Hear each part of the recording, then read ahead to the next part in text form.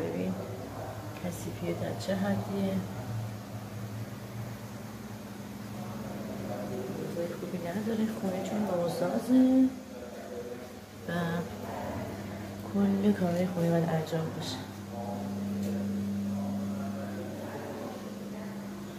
با دقت نگاه کن چون لحظه آخر ببینی چقدر خونه فرق می‌کنه.